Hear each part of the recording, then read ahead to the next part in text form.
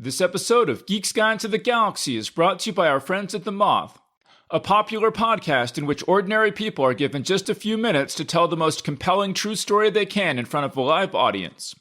My wife Steph Grossman and I are both big fans of The Moth, and Steph has even read her work in front of hundreds of people at a Moth event in New York City. But you know what would make The Moth even better? Star Wars. That's right, in honor of Star Wars Day, May 4th, The Moth is devoting an entire episode to people telling hilarious and heartwarming stories about how their worlds have been changed by a galaxy far, far away.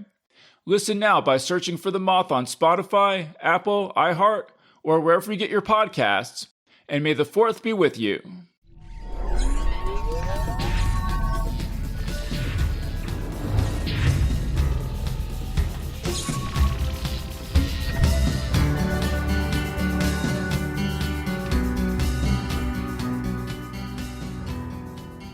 Hello, and welcome to episode 567 of Geek's Guide to the Galaxy.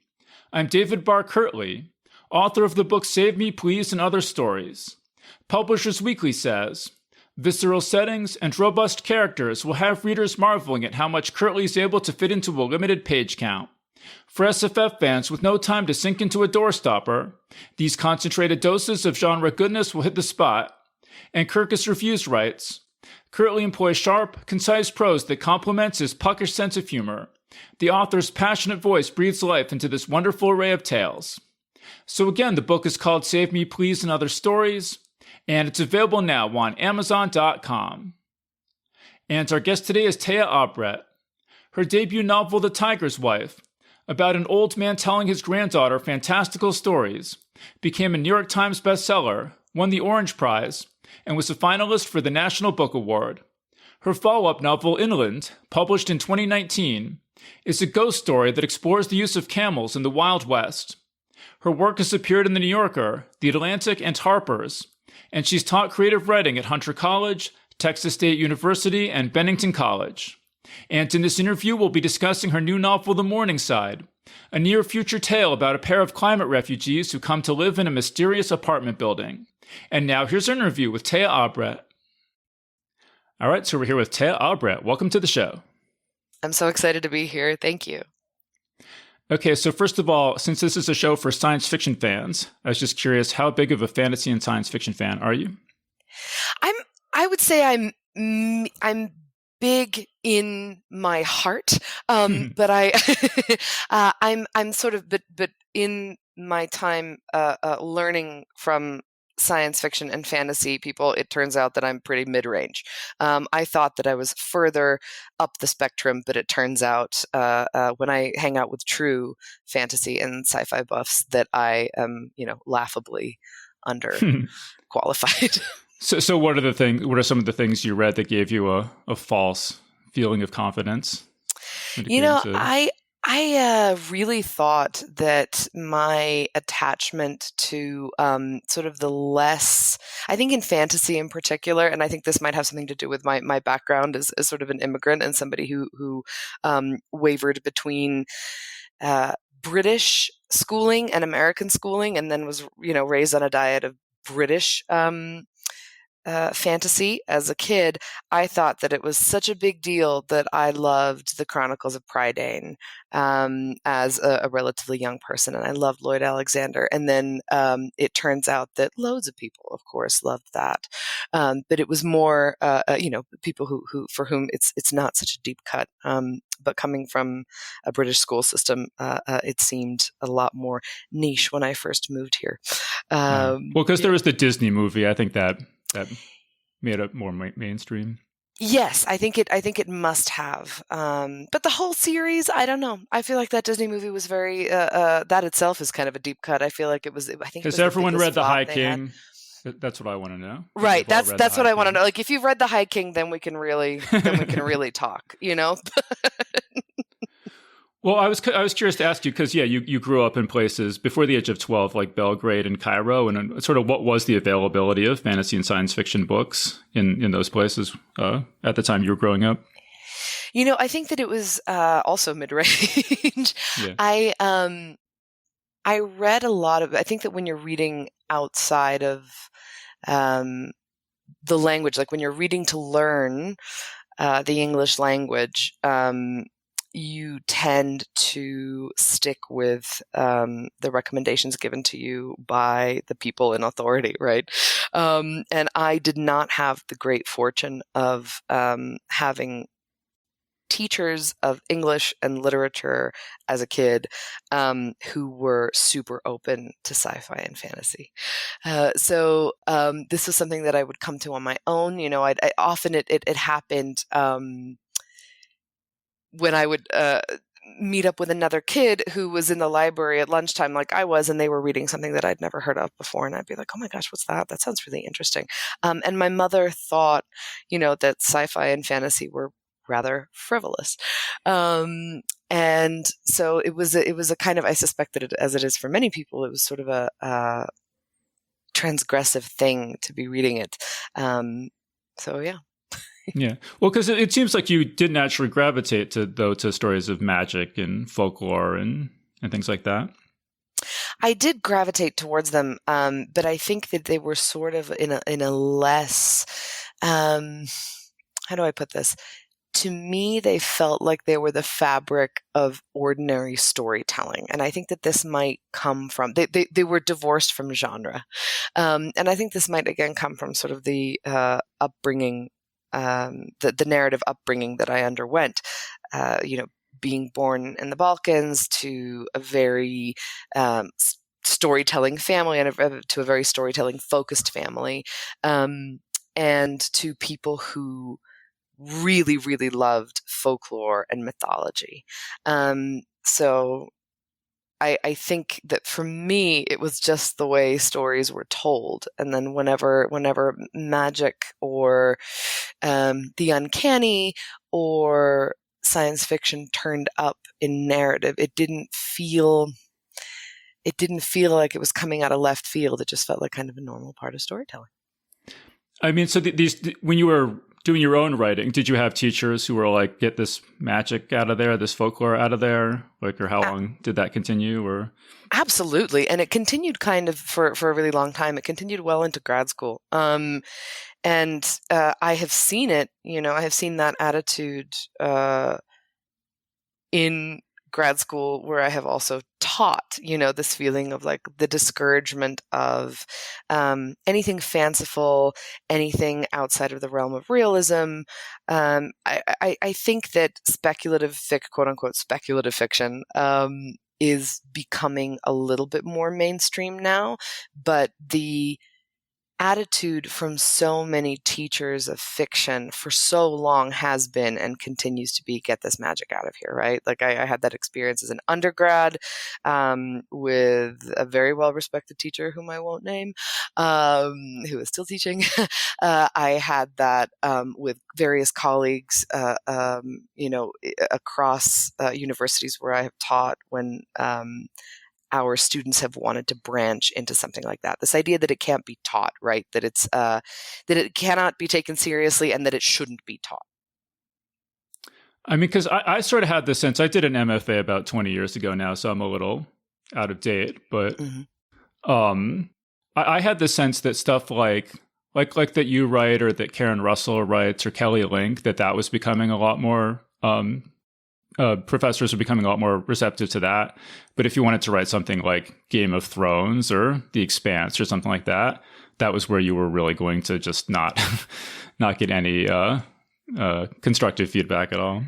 Absolutely. And I think that also, you know, the line often depends on the professor's own acquaintance and comfort with speculative fiction, and, you know, how far they're willing to dip, you know, what for them defines fantasy or sci-fi, right? Like there are some people who still like if any non-realist concept turns up, they are immediately taking a step back. And I agree with you. Like I think it's much more. I think it's much less prominent now, but I think it still continues to a slightly troubling degree. Hmm. Well, so speaking of Karen Russell, your new novel, The Morningside, has a Karen Russell blurb on the back. So I was just wondering if you could talk about how do you know Karen Russell, or what kind of stuff have you guys done? God, I was a fan of Karen's years before I ever published anything of my own. I read her work was, I think, really instrumental in guiding me towards the kinds of things that it was possible to write and still be taken seriously and still take your own work seriously. I read her short story Haunting Olivia in the New Yorker, I think, the year that they did a sort of a emerging fiction in review for their summer issue. I might be wrong about that, but I think I'm right about that. But I am right about the fact that I read Haunting Olivia in the New Yorker when it first came out, and it just blew my mind. Just the way she works with prose, the leaps she takes, the imaginative leaps she takes, the way she trusts the reader to get on board as fast as possible with whatever she's building. So I was a super fan, I would say, before we ever met. And then we just turned out to get along like a house on fire. And I still can't believe that, we're friends now and get to talk about our work and literature and yeah, it's she's magnificent. I can't believe that I have her blurb on my book. You said in an interview she reached out to me and now we're emailing. So was that she just kind of read something of yours and liked it and reached out to you, or like how did that? Yeah, go? that was many years ago. She I think she read something and we were going to appear at a festival together, and she was like, "Here I am, I liked your work," and I just fell out of my chair and probably reacted the way I do, often, which is like then spent 3 weeks trying to compose the correct thing to write back to her to not scare her off. But then it turned out that she is also an incredibly generous soul to super fans who might, who might also qualify as people she might want to hang out with. So yeah. And it looks like you guys did an event at the New York Public Library together, and then obviously you crossed paths at Texas State as well. We did. That's right. We did an event. The first event we did together was actually at the Oxford Book Festival. The first year, the year my book came out. She had Swamplandia out, and I had The Tiger's Wife, and that was the first time we crossed paths. And we were staying at a sort of a ramshackle little hotel, and we bonded over the bizarreness of having a book out with an animal at the center, and how many sort of animal-centered puns could be made. And then the loveliness of readers who would bring you animal type gifts. She was getting a lot of crocodile figurines, and I was getting, or gator figurines, and I was getting a lot of tiger figurines. And then we did a New York Public Library event together for her book Orange World, which is extraordinary, and deals with sort of the bizarreness of motherhood through a speculative fantasy lens. And then she preceded me at Texas State, and so we got to bond over our students there, because she had known many of the people that I would then go on to teach and get to know myself. And so yeah, we've carried it on over the years. I'll just explain for listeners if I seem focused on Karen Russell, because I actually met my wife at a Karen Russell reading. Did you? Oh my God, I didn't know that. That's amazing. Yeah. At the Center for Fiction in New York City, we were standing in line for to have our book signed by Karen Russell, and we just sort of started talking. Well, I think that's a match made in heaven. How could you have a better meet cute than that? Yeah, and then and so we just got married, and we did our wedding at the Center for Fiction. So you just did a whole thing. And you actually, and my wife, Steph, she took your class, creative writing class at Texas State. So that's right. So we're all kind of moving in the same circles here. That's right. There's a sort of there's a serendipitous kind of flow behind the scenes here that feels even more magical now that I know that you met at a Karen Russell event. That's magnificent. Yeah. And so do you have any memories from that class? I mean, because you were working on this book, The Morningside, like during when Steph was taking your class. So do you remember like any scenes you were working on or anything like that? I certainly do. Yeah, I remember working on, because I had written the first draft very roughly in the summer before I arrived at Texas State. It was the pandemic. I already had the job at Texas State lined up, and we were supposed to move in the summer. And then the pandemic hit, and I think that there was a lot of question about whether the job still existed, and whether and that first year we actually weren't in person at all. So I was in Wyoming until basically October of 2020, and wrote a first very messy draft of the book. And by the time I taught Steph, we were back in person. It was the first class that many of us had taken in person in a really, really long time. We were in this massive hall that was entirely too big for a seminar-style creative writing class, and then we spread out and would sort of shout at each other across the room. And I was pregnant and working on the book, working on what would, eventually morph into the final draft of the book. So I do remember, in particular, really reworking scenes that were toward the middle of the book. In particular, the scenes with May, and his whole backstory, and sort of trying to negotiate, trying to figure out, while I was teaching that class, I was figuring out how the rules of the world worked. And Steph writes speculatively too. And so I think those conversations, having a lot of conversations in class with people who were working on speculative projects, really helped to frame how the book was going, and sort of set out the rules of how much you should share with the reader, how much the reader didn't need to know, and those kinds of essentials. Yeah. I guess I'll explain for listeners too that when you say you were in this big lecture hall, this is a creative writing class, so there's only 15 or 20 students, but for social distancing reasons, they had you guys in a big, so you're all like sort of shouting to each other because you're all trying not to get too close. That's right. That's right. And I had a sort of a weak and purely for show air purifier that I would bring in to sort of to try to move the air around this, massive lecture hall with 15 outspread people all staring in disbelief from various parts of the room. And actually, I don't know if you know this story or not, but, so Steph, when we were in New York, she had actually applied to Hunter for the MFA because she wanted to work with you. And then she ended up going to Texas State, and then you ended up going to Texas State at the same time. So it was this very serendipitous thing. More serendipity. That's right. She told me that story one time, I think after we had lunch together, and she did tell me that story, and I was like, oh my God, that's incredible. But all these, I'm glad. See, because if she had gotten into Hunter, we wouldn't have worked at all together. I would have been gone for Texas State by that point. And so these kinds of things, they work magic behind the scenes. Yeah, absolutely. All right. So tell us about the Morningside. So you could call it, I guess, climate fiction or maybe dystopian fiction. Did you sort of set out to write that kind of book, or did it just sort of develop in that way as you worked on it? I think it developed that way as I worked on it, and it had that feeling from the first moment that I actually laid pen to paper, or made the cursor move. It became very apparent that it was going to be a climate fiction speculative situation. I hesitated.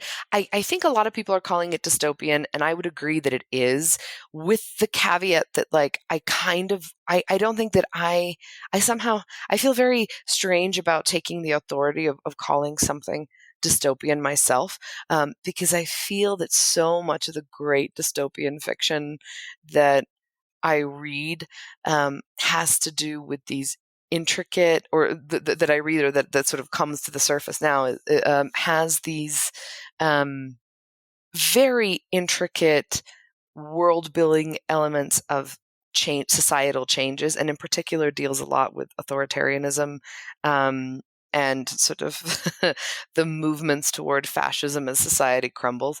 And this book, I think, in the timeline of speculative fiction, precedes that somehow. Like we're not quite there yet. I feel like the essence of society is still very much the same, but it's sort of more about corruption and incompetence than it is about the subjugation of people, even though the subjugation of people is, exists now and is continuing to exist and increase at an alarming rate. But I was supposed to talk about the Morningside. Sorry, I was supposed to talk about the plot. So it's the book is set in the not too distant future. It follows Syl. She's a climate refugee with her mother, and they've been traveling the world. And they arrive in a half-submerged metropolis called Island City, and they move into a formerly luxury tower called the Morningside, where her aunt is working as the superintendent. And Syl's mother is very tight-lipped about the past and where they come from, which in the book is referenced only as back home. And Syl's aunt is just an open book. She cannot wait to talk about folklore and family secrets. And through the prism of this very different person than the mom who raised her, Syl begins to see the world in a very different way. And she becomes obsessed with Bezi Daraz, who is this artist and very rich neighbor who lives in the penthouse. She's got these 3 huge hounds who are probably not all they seem, who are probably way more than they appear. So that's my elevator pitch. So you have these sort of science fiction-y kind of elements, the rising seas and stuff like that, and then you have these sort of ambiguous fantasy elements where Syl has, she suspects this sort of, there's this, as it's called, world under the world. There's this magical stuff going on, and as the reader, you're not sure if there really is or not, but there's references to things like the Vila, and there's this reference to this pagan goddess Ramija. Mm-hmm. Where did those come from? Like, how did those work their way into this book? The Vila is an entity that has been following me around for a really long time. She is a spirit of Slavic myth, and sometimes also Germanic myth. She's a spirit of the woods, mountains, and rivers, sort of nymph-like, I think, except larger and often more malevolent, like a fairy, like a sort of Zelda fairy, really. She's often posited as kind of a force that stands for nature and against the encroachment of man. I had tried to write about her in a spectacular failure of a book that I wrote right after The Tiger's Wife, which was very dystopian in nature. And now that we're talking about, as I was sort of preparing for this interview, I was trying to think of where I had attempted this kind of encroachment into sci-fi and fantasy myself, and it's this unpublished book that was just very garbled, but had the Vila at its center.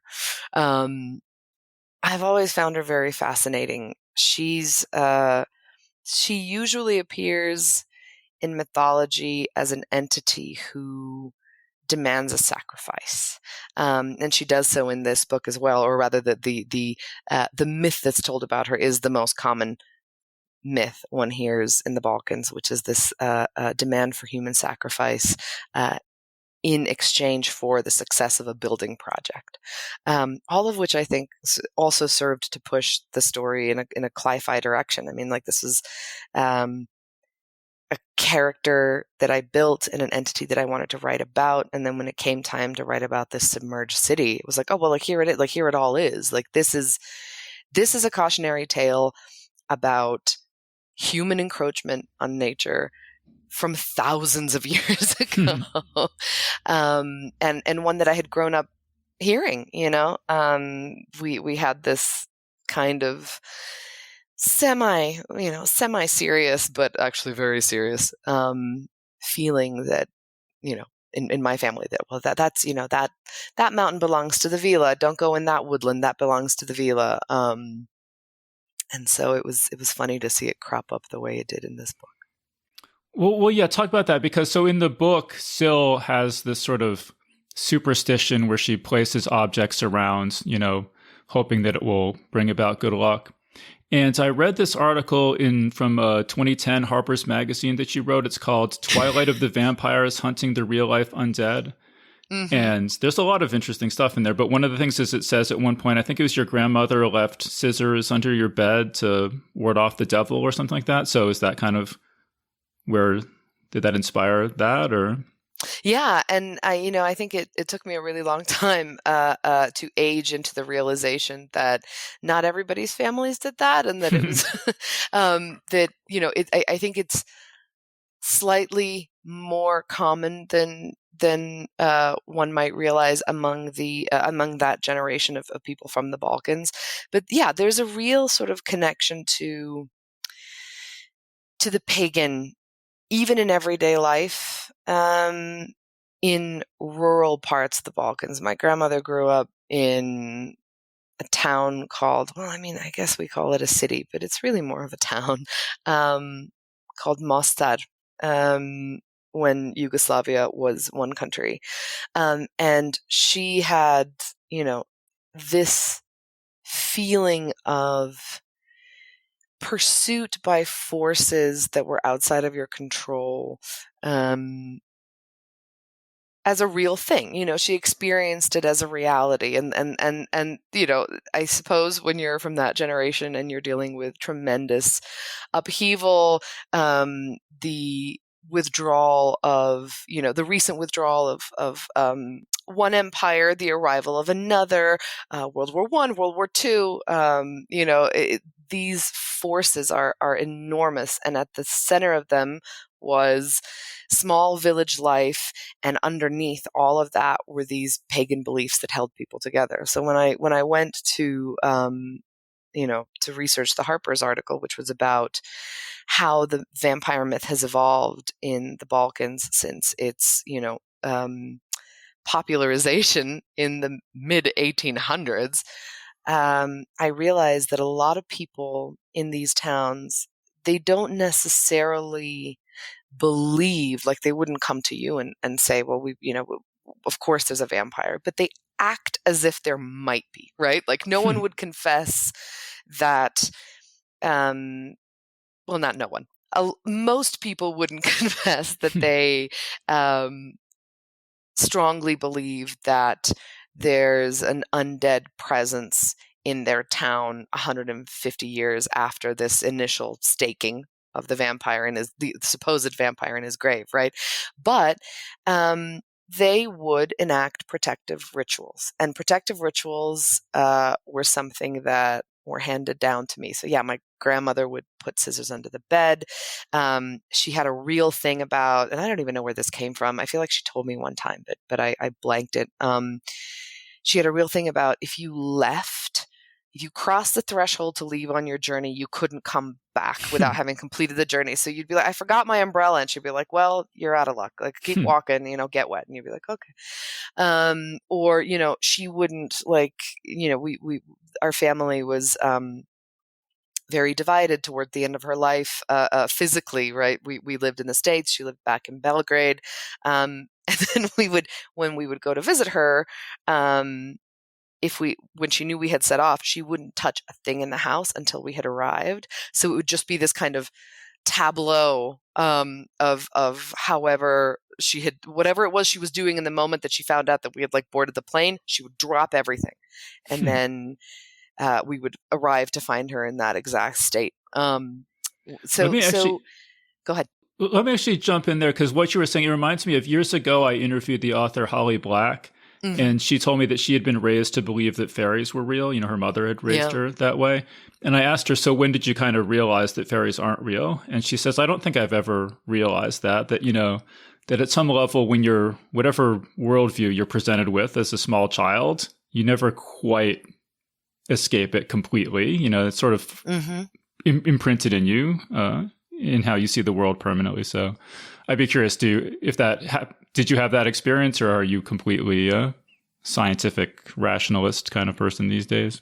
I'm not a rationalist and I actually find great comfort in it. And I think that in some ways that's what this book ended up being about. A lot of my characters across my novels And even some of my short stories, I think, are people who exist at the cusp of doubt and belief.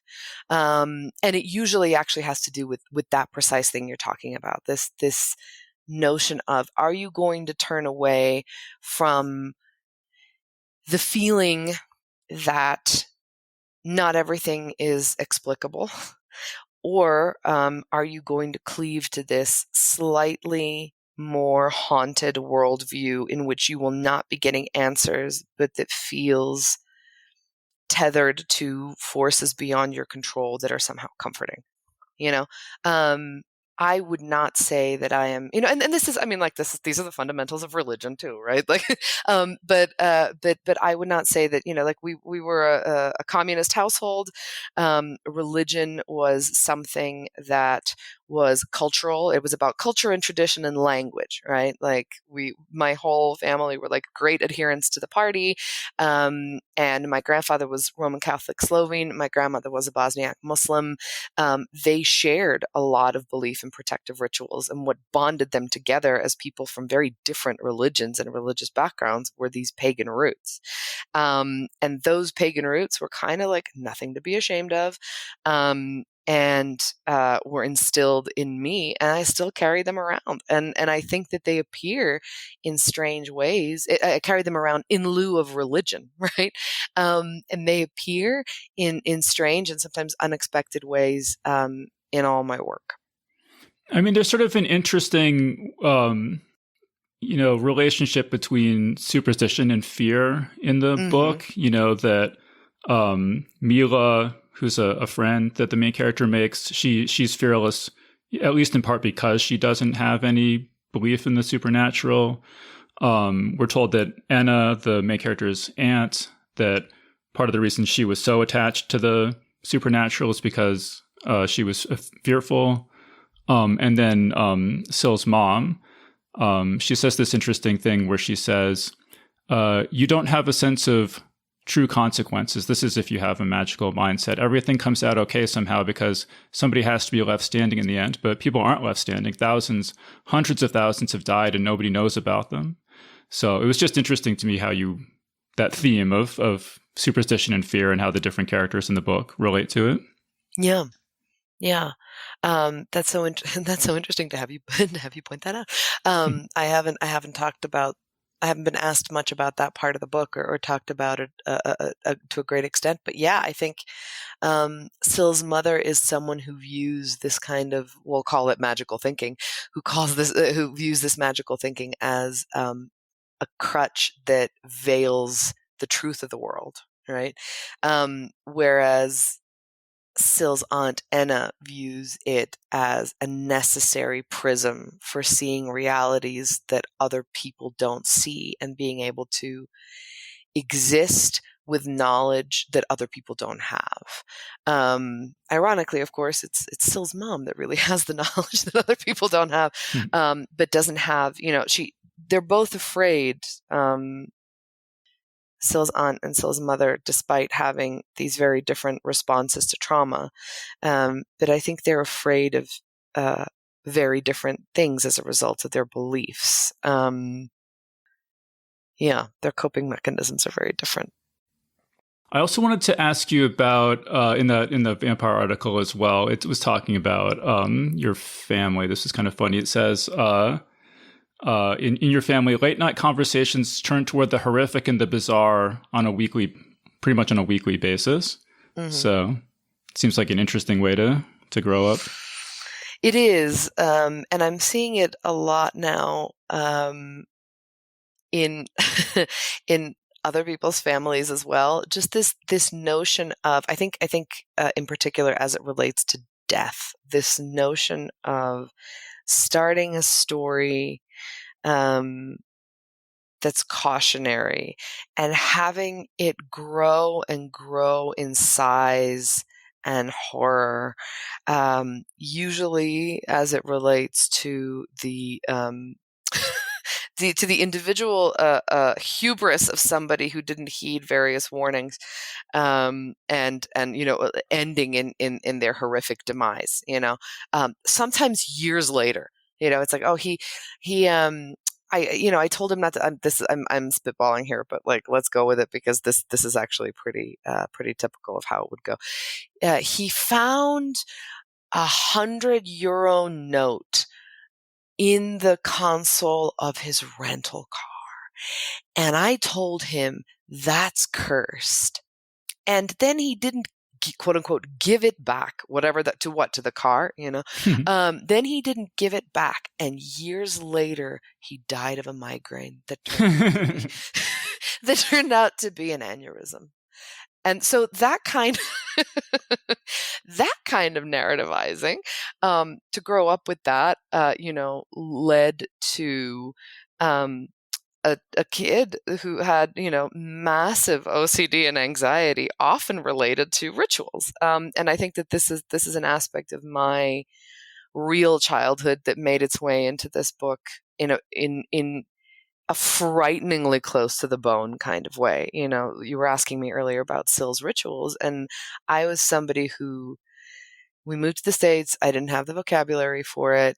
I felt at the mercy of this kind of narrativizing, and my response to it was to develop extremely elaborate rituals, which grew more and more and more elaborate, and resulted in I think I was junior year of high school, of just total insomnia, because it would take so long to complete the rituals after everybody had gone to bed that it would be morning by the time I was done.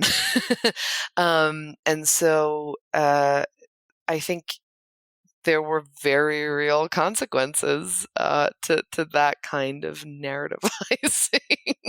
I'm trying to be more sort of open about this as I open up about my anxiety and OCD. But yeah. Yeah. Well, and the character Syl, she has this really powerful sense that the mysteries of the world can't be approached head on. They have to kind of be approached slowly and carefully and kind of at an oblique angle. And so is that autobiographical as well? Were you very much like Syl as a kid, or are there any really pronounced differences?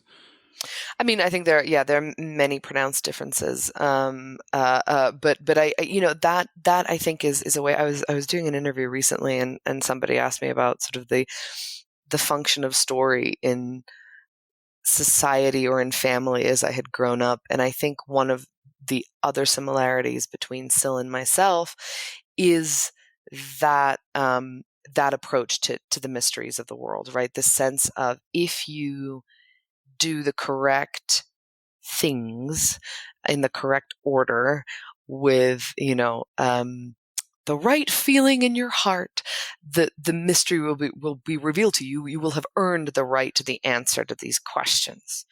And that comes from that kind of storytelling culture, this feeling of, oh, you're too young to hear the family story. When you're old enough, maybe I'll tell you, right?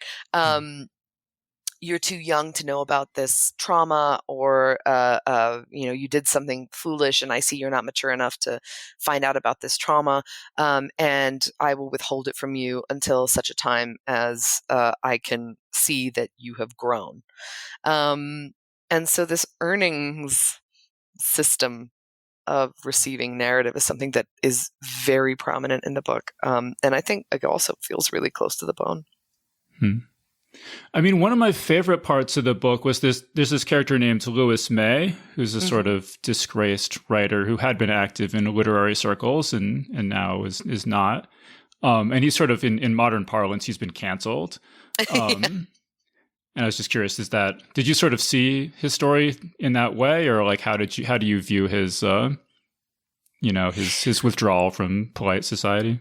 Well, I think that his cancellation is very brief, if it exists at all. He's asked to atone for, or account and atone for, a mistake that he's made. And I think the mistake he's made it has been made not in bad faith, but just in sort of getting swept up in the illusions that it requires to become a fabulist, right? Like, he has become a fabulist in that he has forgotten the truth, and the truth is actually quite haunting and difficult for others.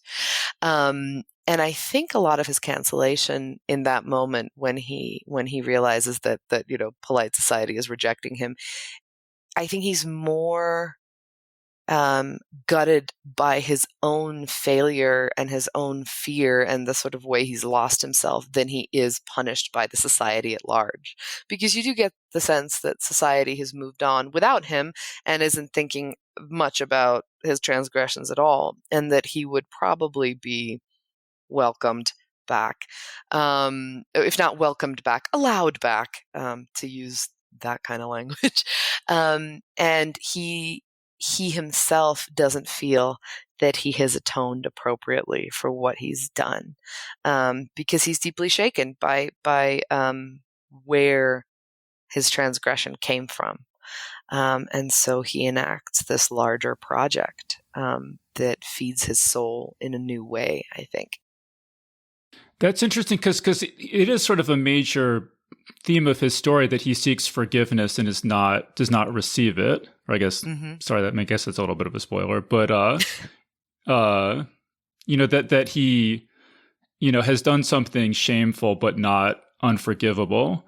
Yeah. And one of the qualities of this sort of public scorn is that it kind of collapses the distinction between the shameful and the unforgivable, and collapses everything to the unforgivable. And so if you like him yearn for forgiveness, that can be a really difficult position to be in.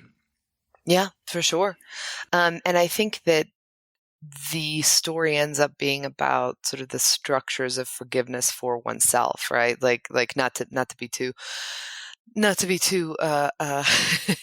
this way about it, but I think there is a part of his narrative that hugely has to do with creating the mechanism for forgiving himself, right? Because, as you say, what he's done isn't unforgivable; it's shameful.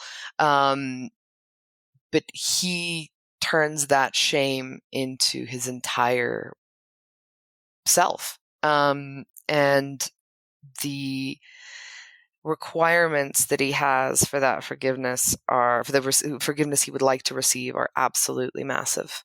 And they just don't transpire, right? Like sometimes you just don't get what you need from the source you think you need it from. And you have to construct it for yourself. As I was thinking about this, it does seem like that's also a wider theme of the book, because you actually have multiple characters who sort of feel the brunt of public scorn, and we see how painful that is, and whether you are guilty of something or not. And it's in some of these, the person is not guilty or it's ambiguous or whatever. But it's really scary when your whole community turns against you and you become this very public pariah. For sure. And I think it collapses sort of the individual, and it collapses context, and it collapses the ability to present the narrative, to present a narrative of the self in a way that doesn't sort of feed the mob, I think we're in a very strange time, but it's sort of worst impulses are not unlike the worst impulses of humanity throughout history. There's just sort of different mechanisms now to access the people who are receiving the punishment. Yeah. And I think I'm also very interested in the private versus the public, and this idea that you can be an intensely private person and be dragged by means outside of your control into a public sphere for retribution. That, I think, to me is deeply unsettling and terrifying. But that's something that happens to Syl's mom. Is that a spoiler? It is. That's something that, well, no, it's not, because it's on the first page. So, and Syl sort of trying to contend with this idea of her mother becoming part of the fabric of a story that she actually has no bearing on or relation to. And her mother feeling that that kind of quote unquote punishment is justified. There's a line about Lewis. It says, every time he looked up his own name, he was confronted by not only all the things he had done, but all the things he had been accused of doing and being.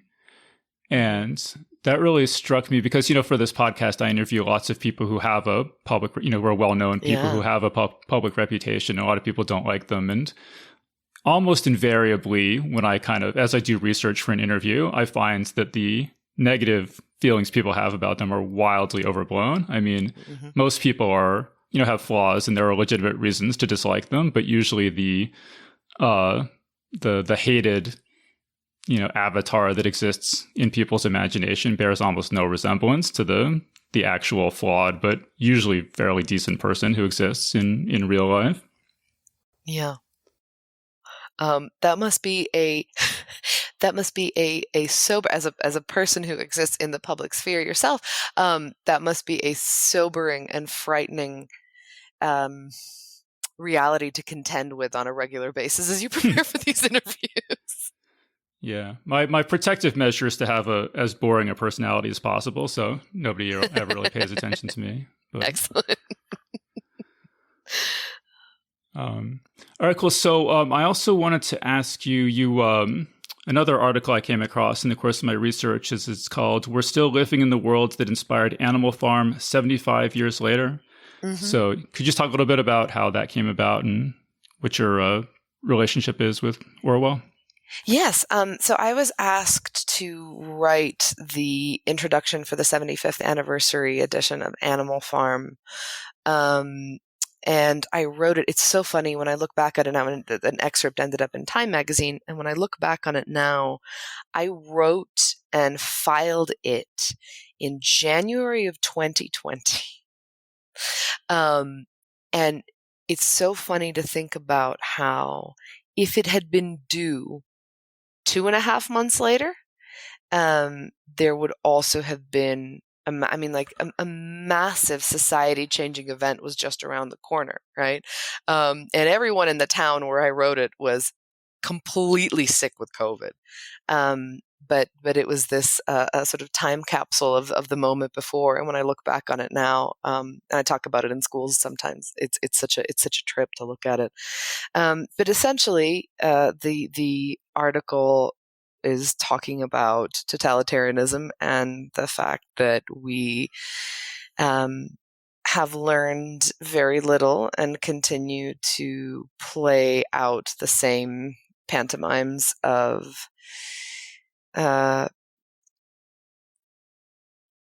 self-delusion and acceptance of increasingly fascistic behaviors from the powers that be now, many, many, many years later. I mean, in this article, it says Orwell hoped only to dissuade his countrymen from what he recognized as a dangerous infatuation with Joseph Stalin. And I had read in an article recently that sort of in London literary circles at the time, you would kind of get, again, sort of canceled for suggesting there was anything less than great about the Soviet Union. I was just, I don't know if is that accurate? I don't know if you have looked into that at all. That's what I found out when I was researching the article. Yes, this idea that it was at the time very popular to sort of as the UK's populace was contending with the aftershocks of its colonialism, its monarchy, its it's stagnant society, that it was very, very popular to look on Stalin as somebody with new and interesting ideas. And that Orwell, saw through that and had a warning for his compatriots in literary circles. And I think, of course, the horrors of what Stalin did over the course of his dominion would not be apparent for some time. But I think that to some people who had read the writing on the wall, they were very apparent from the very beginning.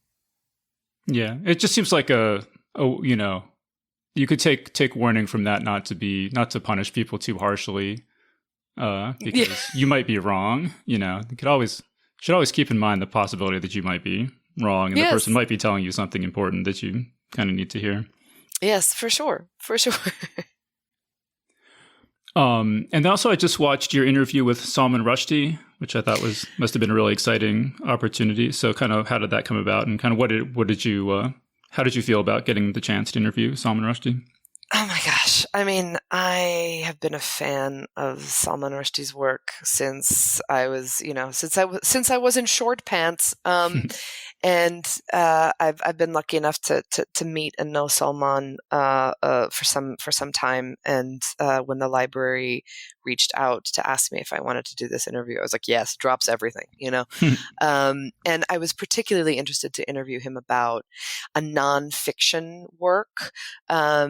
This was for his collection of essays called Languages of Truth, which came out, I believe, in 2020. And it was, or possibly 2021. I'm so sorry. My brain is garbled. I've lost those 2 years just as everyone else has. And it was just fascinating to read his takes on the history of storytelling, his own process of engaging with that, the way he viewed his legacy, the way he viewed his own writing as being in conversation with, myth making and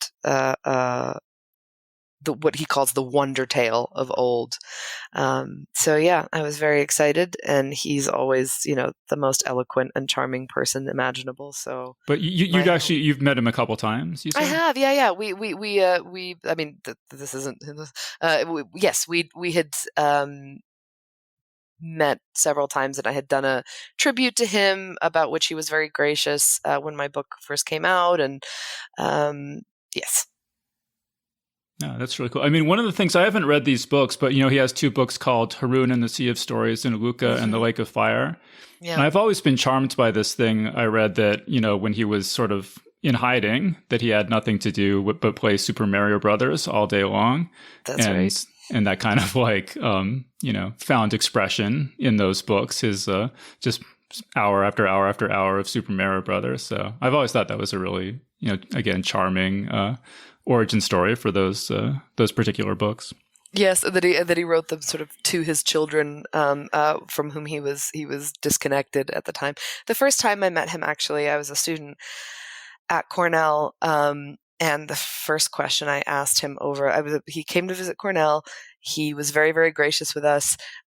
He had plainclothesmen with him, because he was still using protection services at the time. He joined a bunch of students for breakfast, and my question to him was about Super Mario. So what was the question? Do you remember what exactly? Do you remember? I was like, "Do you still play Super Mario?" I mean, I was terrified. I was like 19 years old, and I was like, "Do you still play Super Mario?" I don't remember what he said. I think I blacked out, having massed the courage to ask him anything at a breakfast table. I then immediately blacked out and didn't remember a thing for the rest of the gathering. Yeah. Yeah, I suspect he probably doesn't still play Super Mario Brothers, but I said, but do any of us really play Super Mario the way we used to, And now it's not what it used to be. But I like to think he's out there somewhere playing Super Mario Brothers right exactly. now. Just as a relaxation exercise. Yeah. All right, so we're pretty much at a time. Are there any other anything else about the Morningside that we didn't get to that you want to tell let listeners know? No, this has been delightful. You've asked me some questions that I've never been asked before, and I hope I answered well. Hope I thought on my feet okay. No, this has been great. Okay, cool. All right, so if there's no other final thoughts or anything, do you have any other projects, or is there anything upcoming that you want people to know about? Well, I'm working on my 4th book. I hope that it will be I hope that it will come together here in the next year and a half. But in the meantime, I'm actually working on several short stories, and I think for the first time I might finish several in a row, which would be really, really exciting. It's been a while since I've had a steady output of short stories, which is a form I really adore and cut my teeth on. And it's delightful to be back in that realm, having acquired, I think, now the freedom to really venture anywhere thematically in the work. So I hope readers will check it out if it comes their way. Yeah, I guess actually speaking of short stories, I did just read your short stories, The Morningside and Items Awaiting Protective Enclosure. Yeah. So it was kind of interesting to see how those were sort of prototypes for this novel. So I guess people, if they want to get a sample of what the Morningside novel is like, they could read those short pieces and sort of get a taste of it. Yes, for sure. And that short story, The Morningside, was actually part of the Decameron project. So I had been thinking about the villa, the city, these rook cranes, these dogs for a really, really long time. And they had been swirling around in my mind. And when the Decameron project came my way in I think, May of 2020, the New York Times Magazine reached out and said, we would like you to write a pandemic story to be part of this compendium that will be, honoring the original Decameron, this other compendium of Renaissance short stories that were the result of a plague year or several plague years in Renaissance Italy. And I jumped at the chance because I had been thinking about these characters in this world for a really long time. And I said to myself, I'm going to force them into a short story and see if it holds. And if there are too many questions left at the end of the short story, that'll be a sign that it's supposed to be a novel. And there were just, it was just the short, I think it's 1,500 words. Many parts of it are real templates for what happens in the book. I went back and read it before I headed out on tour because I suspected that the people would ask me about it. And I was shocked at how different the short story is from the book. But I think it's still, like the sort of bubble of that world feels the same. So it's there. Well, and I think it would be interesting for writers too to compare the two, because you can see how the names get swapped around and the different characteristics of the characters get swapped from one to another. And there was at least one paragraph that got incorporated pretty much word for word into the novel. Yeah. So I think just from a writing craft perspective, it's interesting to see how a book like this develops. For sure. Thank you for that. I appreciate that. Thank you. Yeah. But again, we are unfortunately out of time, so I think we're going to have to wrap things up there. So we've been speaking with Téa Obreht about her new book, The Morningside. So Téa, thank you so much for joining us. Thanks so much for having me. And that was our interview. So big thanks again to Téa Obreht for joining us on the show. Geek's Guide to the Galaxy is made possible thanks to support from listeners like you. So if you enjoy the show and want it to continue, please support us on Patreon over at patreon.com/geeks or via PayPal over at geeksguideshow.com/crowdfunding. All right, so that was our show. So thanks everyone for listening, and we'll see you next time.